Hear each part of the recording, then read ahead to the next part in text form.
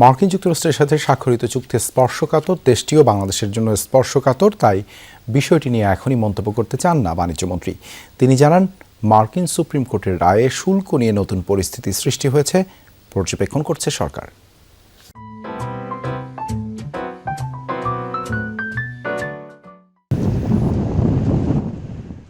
Supreme কোর্টের রায়ে মার্কিন প্রেসিডেন্টের জারি করা পাল্টা শুল্ক বাতিল করার পর আবারও ধার্য হয়েছে 15% শুল্ক।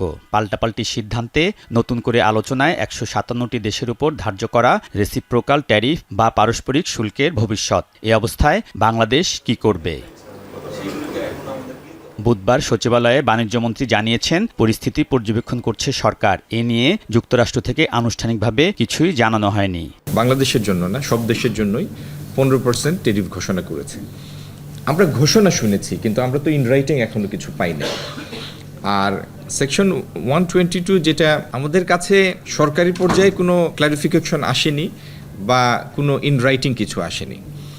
তো সিনারিওটা আমি আবারও বলবো, এটা একটা বিকাশমান অবস্থান।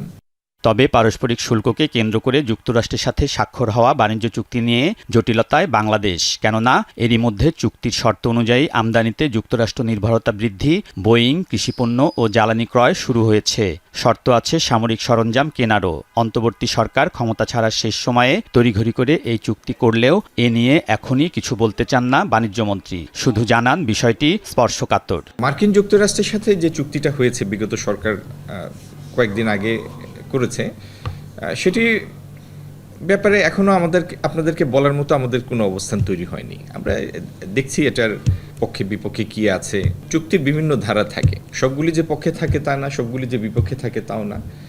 এটা দেখবো, তারপরে আমরা একটা আমাদের করণীয় ঠিক করব। চুক্তিটা একটা সেন্সিটিভ ইস্যু, দেশটাও সেন্সিটিভ একটা দেশ আমাদের জন্য, বিভিন্ন কারণে গুরুত্বপূর্ণ পৃথিবীর মধ্যে। রমজানের বাজার পরিস্থিতি নিয়েও কথা বলেন বাণিজ্যমন্ত্রী। বলেন, আমদানি করা পণ্যের বাজার স্থিতিশীল আছে।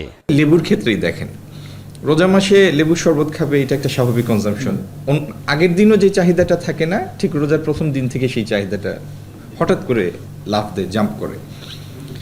40-50 টাকার লেবু 120 টাকায় যাওয়ার কোনোই কারণ ছিল না, এবং 3 দিনের মাথায় আবার সেটা কিন্তু 50 টাকাতে ফেরত এসেছে। তার মানে প্রকৃত কোনো গ্যাপ ছিল না। যেটি ছিল, হয়তো কিছু মানুষ সুযোগটা নেওয়ার চেষ্টা করেছেন। তো এমনি বাজার স্থিতিশীল আছে।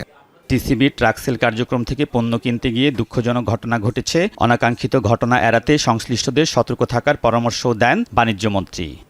যারাই ট্রাক সেলের সাথে জড়িত বিভিন্ন জায়গায়, তারা সচেতন থাকবেন। আলমগীর স্বপন, যমুনা নিউজ, ঢাকা।